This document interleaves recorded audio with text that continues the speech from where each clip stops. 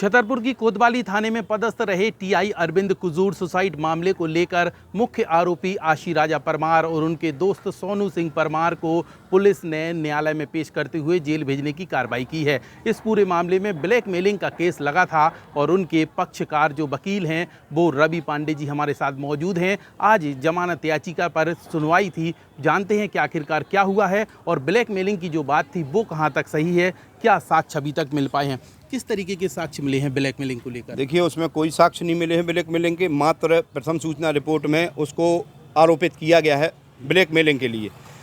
देखिए, जो प्लॉट उसने खरीदे थे, उसकी मां ने खरीदे थे, उनकी रजिस्ट्री पुलिस ने जब्त करी है। जो आर्टिकल गहने उसने खरीदे थे उसको पुलिस ने जब्त किए हैं, जिनकी रसीदें भी उनके पास हैं। उसका मोबाइल पुलिस ने जो उसने खरीदा था वो पुलिस ने जब्त कर लिया है। और कहीं भी आत्महत्या के लिए दुष्प्रेरण का कोई भी साक्ष्य आशी राजा के पास से पुलिस को नहीं मिल पाया है, क्योंकि वो इस अपराध में कहीं से संलिप्त ही नहीं थी। पुलिस के वरिष्ठ अधिकारी कह रहे हैं कि यहाँ रेप के मामले में फंसाने की साजिश थी आशी राजा की और ऐसी ब्लैकमेलिंग आशी राजा और उसके दोस्त कर रहे थे। इसमें कितनी सच्चाई लगी? देखिए, पुलिस के अधिकारियों के द्वारा आपको जो भी बताया गया हो, ऐसा कोई भी तथ्य न्यायालय के रिकॉर्ड में नहीं है, पुलिस की इन्वेस्टिगेशन में नहीं है। ये सिवा मीडिया में बताने के अलावा उनके पास और कोई भी नहीं है। अभी न्यायालय में लगातार पेशियां चल रही हैं, अभी पेशी हुई है, क्या निष्कर्ष निकल कर सामने आया? आपने जमानत के लिए भी फाइल लगाई थी। मैंने जमानत के लिए आवेदन लगाया था और उसमें न्यायालय में मैंने अपने तथ्यों को न्यायालय के पटल पर रखा था और अभियोजन के द्वारा भी उसका विरोध किया गया था।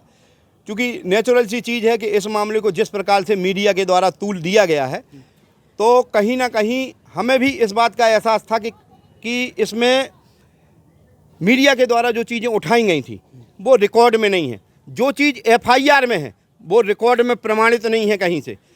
और चूँकि ये बात सही है कि 306 जैसा गंभीर अपराध है, तो न्यायालय के द्वारा हमारी बेल को कंसीडर नहीं किया गया और जमानत निरस्त कर दी गई। अच्छा, अब अगला कदम क्या होगा? यहाँ तो निरस्त हो गई है। निश्चित तौर पर हम इस आदेश की माननीय उच्च न्यायालय में अपील करेंगे और अपने पक्षकार को न्याय दिलाने का पूरा प्रयास करेंगे। आज किसकी न्यायालय में याचिका निरस्त हुई है? श्री विशेष न्यायाधीश महोदय उपेंद्र सिंह बघेल साहब के यहाँ जमानत का निराकरण किया गया था। अभी पुलिस ने जो विवेचना की है, न्यायालय में जो अपनी डायरी दी होगी, उसमें क्या लिखा है, किस तरीके के मामले हैं? साहब, इस बारे में चूंकि डायरी अभियोजन का पार्ट है, उसको सिर्फ न्यायालय देख सकती है और डीपीओ साहब देख सकते हैं, इसलिए डायरी में क्या है ये हमें जानकारी नहीं है। लेकिन पुलिस के द्वारा जो विरोध पत्र में तथ्य उठाए गए हैं, उन तथ्यों से कहीं ना कहीं ये आप मान के चलें कि आशी राजा के खिलाफ जो एलिगेशन लगाया है वो निराधार है और उसको पुलिस प्रमाणित नहीं कर सकती। आशी की मां ने कहा था कि वो टीआई अरविंद कुजूर के लिए गोपनीय टीम में काम करती थी, उसे उसके एवज में पैसा मिलता था महीने में 30 से 50 हज़ार रुपये। इस बात को लेकर कितनी सच्चाई लगी? देखिए, इसके बारे में हम कुछ नहीं कह सकते कि चूँकि हम सिर्फ यहाँ न्यायालय में पक्षकार को रिप्रेजेंट कर रहे हैं, बाकी हमें उसके बारे में जानकारी नहीं है। लेकिन ये बात सही है कि हमें पहले से जानकारी है इस बात की कि कुजूर साहब मुखबिर का एक तंत्र खड़ा करते थे, जिस थाने में जाते थे और वहाँ जो मुखबिरी करता था उसको जो पक्षकारों से अवैध रूप से वसूली की जाती थी उसमें से इनाम देते थे। ऐसी मुझे जानकारी है, तो हो सकता है कि ऐसा उन्होंने किया हो। अच्छा, पुलिस की जो विवेचना है ये पूरी हो चुकी है क्या कि नहीं, कुछ और अभी बाकी है? पुलिस की विवेचना के लिए विधि में 90 दिन का टाइम दिया जाता है, जो मामले सत्र न्यायालय द्वारा विचारणी है। इसलिए जब 90 दिन के पूर्व पुलिस अभियोग पत्र पेश करेगी, जिसमें आशी राजा के विरुद्ध जो भी ठोस आरोप लगाए गए हैं उनकी जानकारी हमें प्राप्त होगी। अब चूंकि यहाँ पे अभी निरस्त हो चुकी है जमानत, अब आगे क्या कदम रहेगा, क्या उम्मीद नज़र आती है आपको? इस आदेश के विरुद्ध हम माननीय उच्च न्यायालय जाएंगे और वहाँ अपने जो आधार हैं और उनको रखेंगे और माननीय उच्च न्यायालय से उसकी जमानत कराने का प्रयास करेंगे। अगली पेशी की कोई तारीख डिसाइड की गई हो? अगली पेशी 9/4 लगी हुई है, क्योंकि 14 दिन की पेशी लगती है 90 दिन तक। तो पुलिस क्या इन्वेस्टिगेशन कर रही है ये 14 दिन में पुलिस न्यायालय को बताती है और फिर पुलिस को अगर समय चाहिए होता है तो न्यायालय उनका रिमांड फिर से स्वीकृत करता है।